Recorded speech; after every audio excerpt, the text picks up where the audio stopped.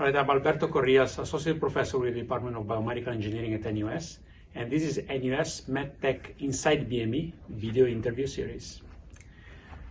Bit of background about me. Well, I was born and raised in Milan, Italy, where I graduated from engineering school called Politecnico di Milano, and I worked for a couple of years in the pharmaceutical industry, MedTech division of the pharmaceutical industry, and then I came to Singapore almost by chance, and I started to study PhD here in NUS. And I took my PhD in bioengineering. Then I went to England for a couple of years at Oxford University as a research fellow. And before coming back to Singapore, as I was missing Singapore so much, so I decided to come back and started working at NUS as a lecturer.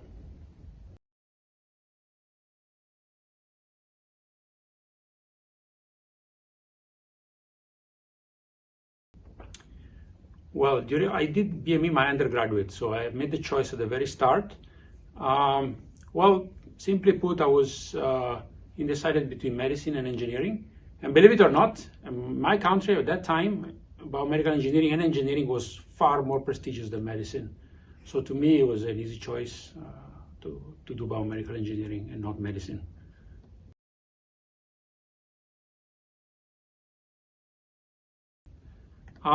That was very interesting. Oxford University is quite an interesting place to be. Essentially, that's where I learned when I became serious about coding in Oxford, because I was an engineer in a software development team. It was a software that was supposed to simulate the heart. I mean, it is supposed to simulate the heart. And being an engineer surrounded by computer scientists taught me a lot. I learned a lot from them, but I also learned the importance of engineering.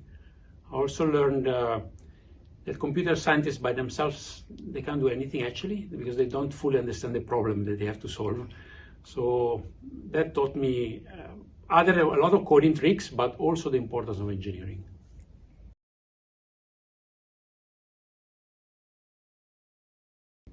So after those years, my PhD years and the years in Oxford, my research interest is computational biomedical engineering.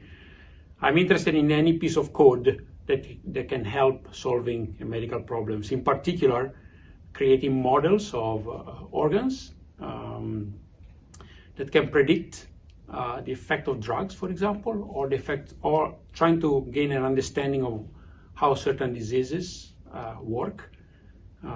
Because medicine actually only looks at the symptoms and whether the symptom is alleviated or not without an in-depth understanding of the mechanism of the disease. And models can be very useful for that. And that's my interest. I have two organ systems that I'm focused on in particular. One is the gastrointestinal system, which I teach in the physiology classes, and also the heart, the cardiovascular system.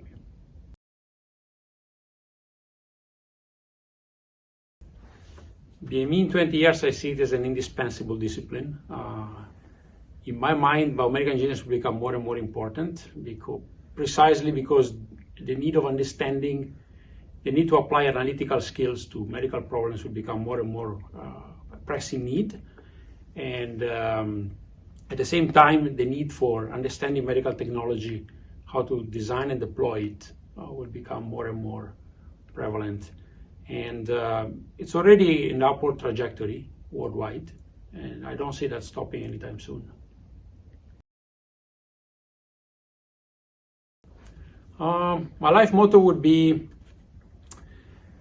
curious, engage yourself with interesting problems that have an impact on other people's lives.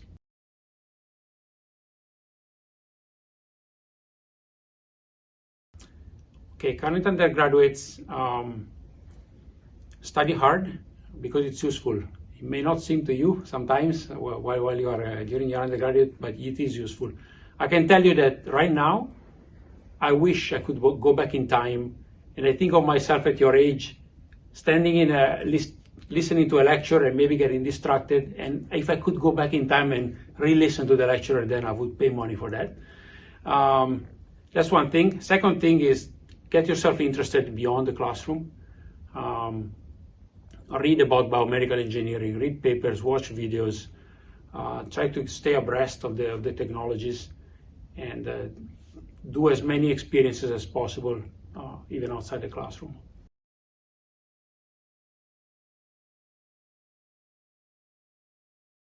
Well, there are several inspiration. Well, one that I actually share with my student was the Dr. Kolf, who invented the dialysis machine, and he did so in wartime, during World War II, while being chased after by the Nazi.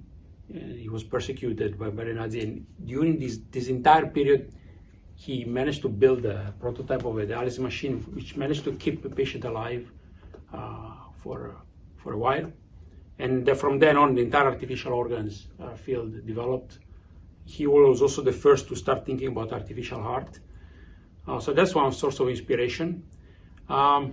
But closer to us, I would say that in this department, the department that I'm in, there are a lot of brilliant people. I'm going to mention Professor Lim Chitek, which is quite an inspiration to many people as a successful researcher and impactful bioengineer.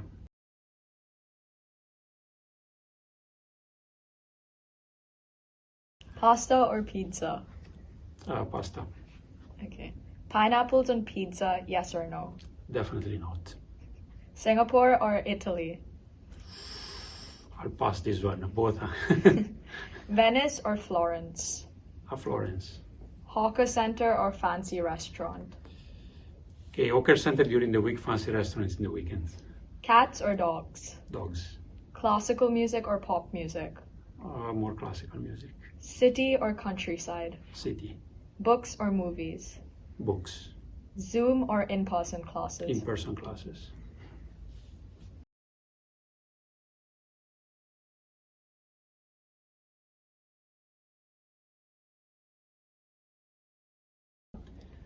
Definitely not. I can tell you a funny anecdote. I know a lot of Italian restaurants here, and they tell me that among the difficulties that they face in hiring chefs and pizza makers from Italy to become authentic is that they need to convince them that if you come here, you have to make pineapple on pizza. And it's hard to convince them because it goes against their principle. It's like, this is against my work ethic. I don't want to do it. So they have to convince them to do it. So that's definitely a no-no.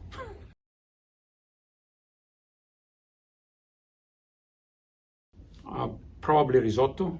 It's the home dishes of my hometown, Milan. Yeah, the saffron risotto.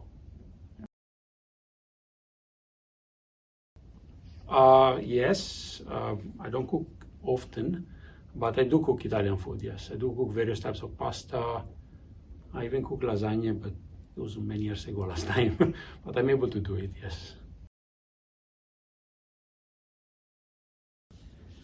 Okay, there's one episode I would call the student brave more than funny because I had talked to him before about football, and I'm an AC Milan fan. That's where I was born and raised, and he is an Arsenal fan. So there was a game between Arsenal and Milan, and Arsenal won 2-0. And the guy came in an Arsenal jersey to my lecture the next day, and when I saw it, he had the gall to say, to make it like this too, as in 2-0. So I think I respected him for the braveness.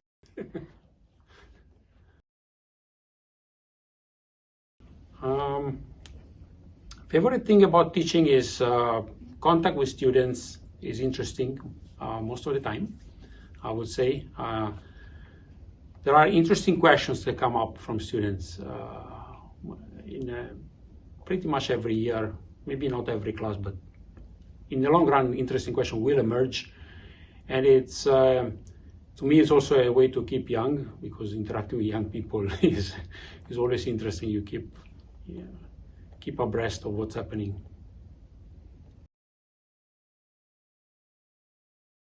Okay, an Italian phrase that is very prominent is it's called the bella figura. It's a broad concept of, loosely translated as making a good impression. So it's very much ingrained in Italian culture. When you show up at somewhere, you really don't want to people having bad impression about you. So it's this concept of bella figura.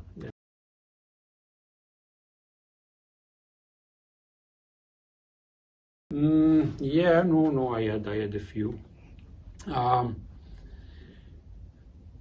There was one that there was one time. So in my undergraduate, the facility were not as good as they are in NUS. So we had gigantic lecture theaters, but they were flat. They were not like this. So sitting at the back, it was really bad. And there was no PowerPoint. It was handwritten on the board, so you could barely see from the back. So there was a big scramble to get the front seats if you were interested in following the class. And so there were many techniques of asking your friend, give me a seat, like chop, kind of chopping the seats. But there was one time where it was okay if you chop a couple of seats. There was one time I came very late to class. I was the last one entering the class, and the class was full. But my friend had saved the best seat in the room, like the front row next to the board. And I came and sit, and there was like you talk about bella figura, that was not one, because it was really bad. Coming late and having that seat was embarrassing.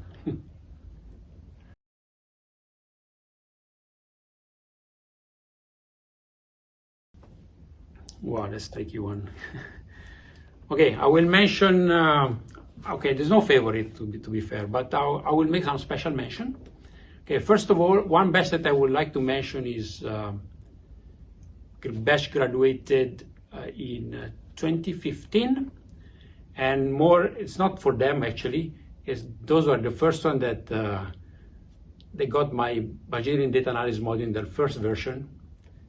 Every student in BME is taking my data analysis class, and in recent time, they got much improved version. That batch was the very first time that it was offered, and I kind of, this is a way to say sorry to them. It was not as good as, it got improving later on. The other special mention is for batches graduating, I would say 22, 23, 22, 21. These are the COVID batches. Again, all my sympathy for all these batches of students who had tough years in university, and especially I'm particularly sorry because they missed out, depending on which year COVID hit for them, they missed out on certain opportunities, and well, that's my sympathy to them.